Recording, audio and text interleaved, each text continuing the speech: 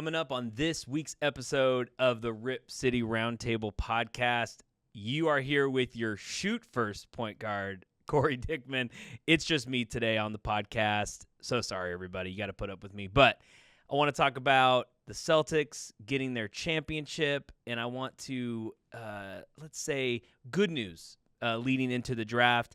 But in order to kind of see what we're going to do in the 2024 draft, we got to look back at what Joe Cronin's done in his history as a general manager. So we're going to do that. And then, I was bored today, so I went into the trade machine, and I got 4 trades for us to lead into the next year's draft, 2025, with 4 teams that I think have potential to think they're going to make a playoff run, give us their 2025 draft pick, and then something bad happens, and they potentially get into the lottery, and we snag that pick. So I hope you enjoy the episode. Like I said, just me today. Shout out to Mike Richmond. I know you're the pass first point guard, but I had to say the shoot first. So anyway, we're going to take a quick break. We'll be right back with my Boston stuff. All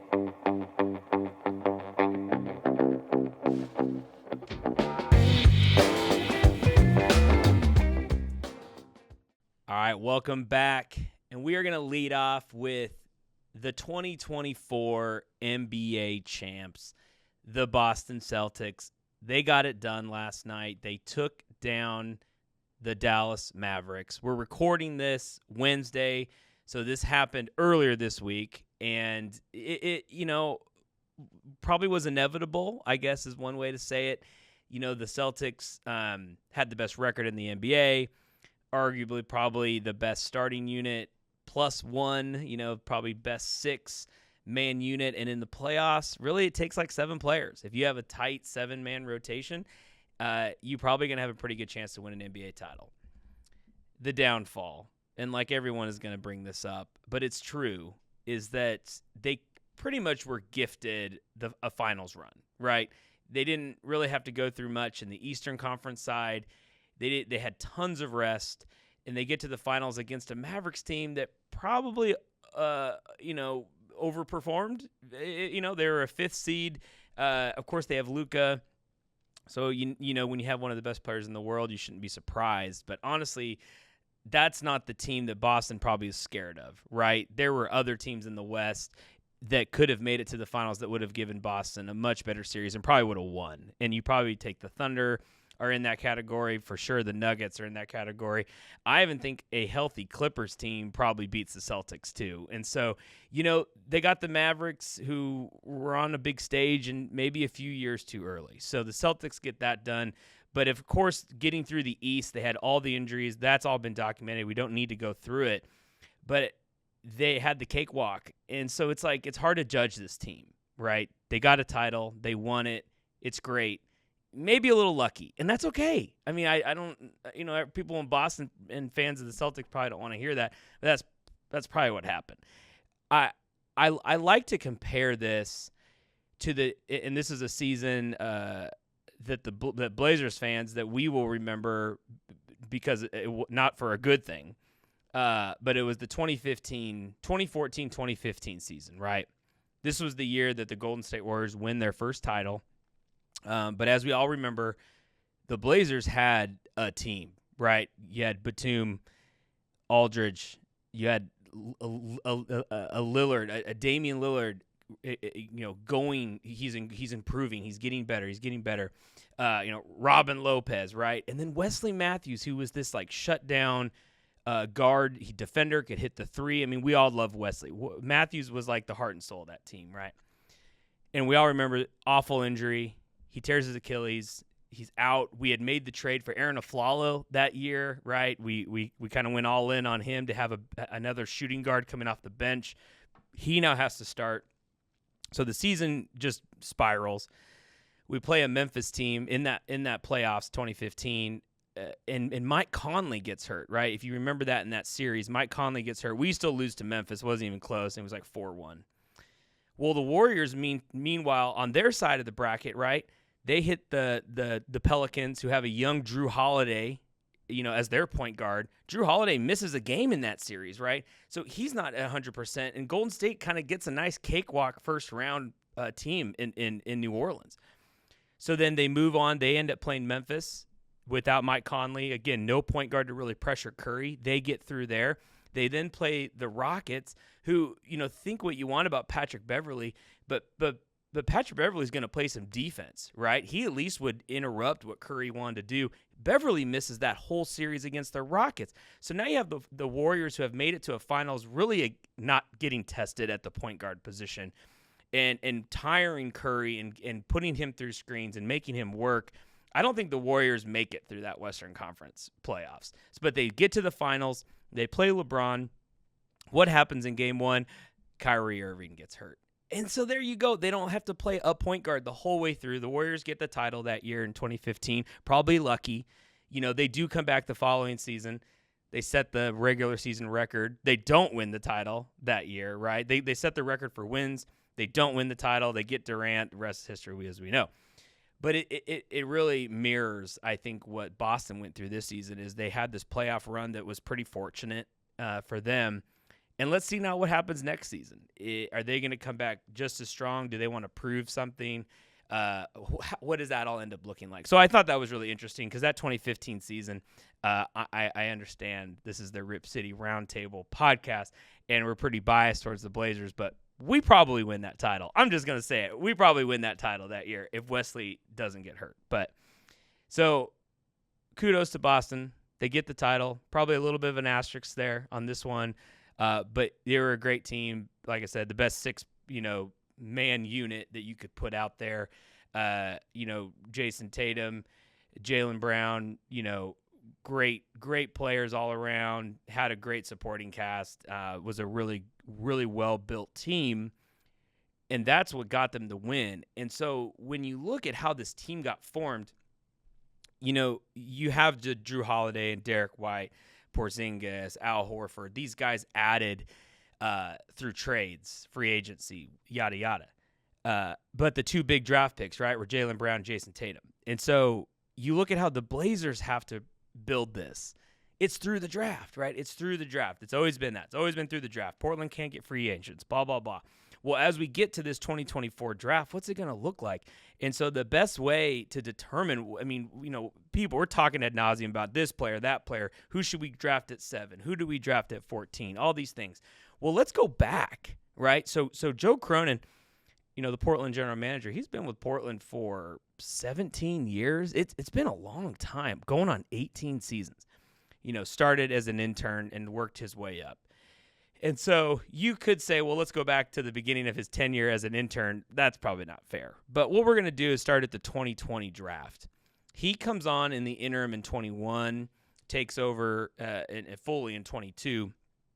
But I think 20 is interesting to 2020 because in 2019, that was, our run to the Western Conference Finals. Of course, we get swept by Golden State. But that was kind of like, okay, can we win with Dame? Can we win with CJ? If Nurkic had been healthy, what this or that? Do we get rid of Aminu and Harkless, or what do we do here?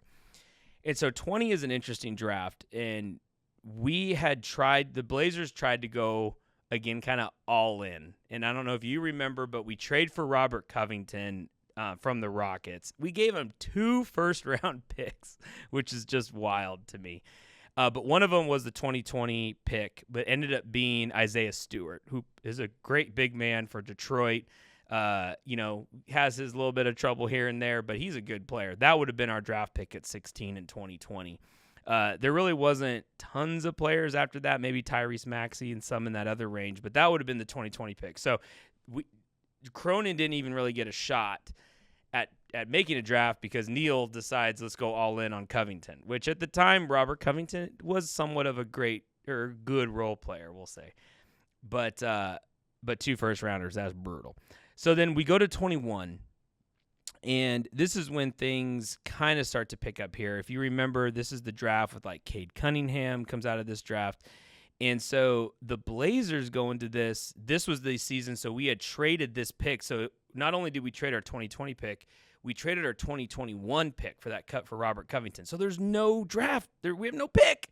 And that's it's brutal. Again, Lillard's probably just at this point was just fuming, right? No help coming. So we moved to 2022. And that's where, again, we have a draft pick here. this is where things get real good for us, right? And this was the 7th pick in the draft. We take the youngster out of Kentucky, Shaden Sharp. Didn't get to play, kind of unknown, but Shaden has proven to be a hit here. And I know we're still waiting to see if Shaden can kind of take that next level.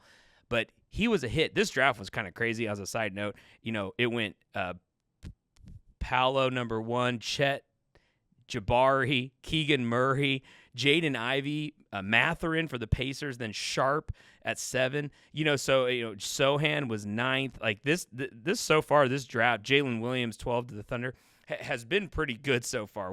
Time will tell, but so far, kind of the top 12 picks have all pretty much been hits for the most part. But we get started there with Shaden, which is great. That was a good pick for Cronin. And then the steal, right? The steal of this one for the Blazers was at 57 in round 2, Jabari Walker. And, man, if you've been watching the Blazers, I know the season was rough, but Jabari is emerging as that hustle guy, grab the rebounds, has shown promise on offense, knocking down big free throws. So Cronin, huge check there in the 2022 draft, proves that him and his staff can evaluate talent and really get 2 big hits there on Sharp and Jabari. Then, okay, we run into the 23 draft. As we all know, this was the season, right? We get the 3rd pick. What do we do with Dame, right? This still should be very fresh in everybody's mind.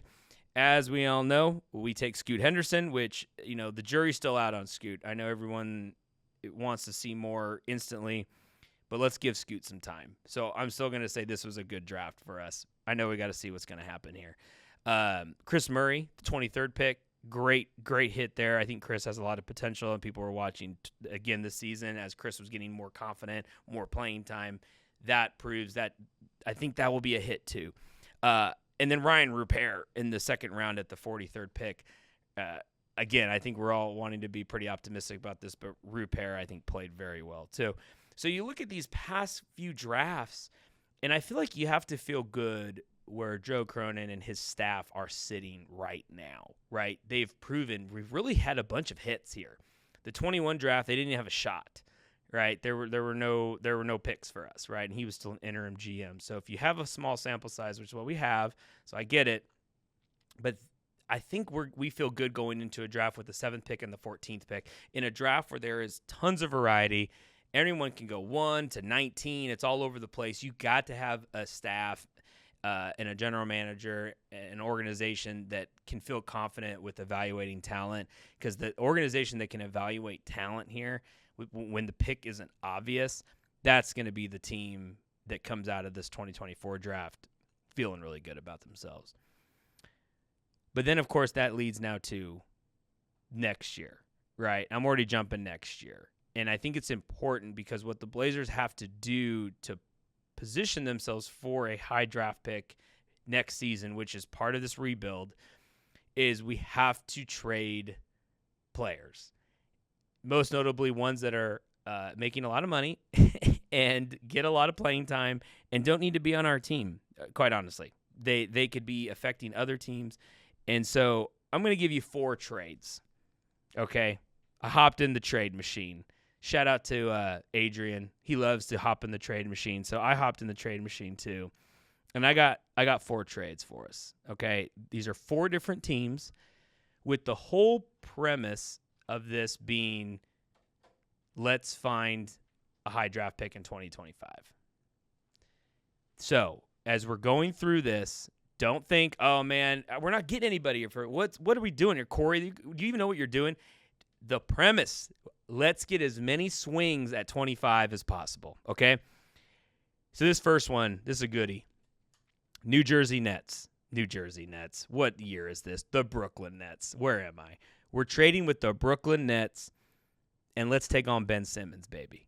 Let's take Ben, his big salary.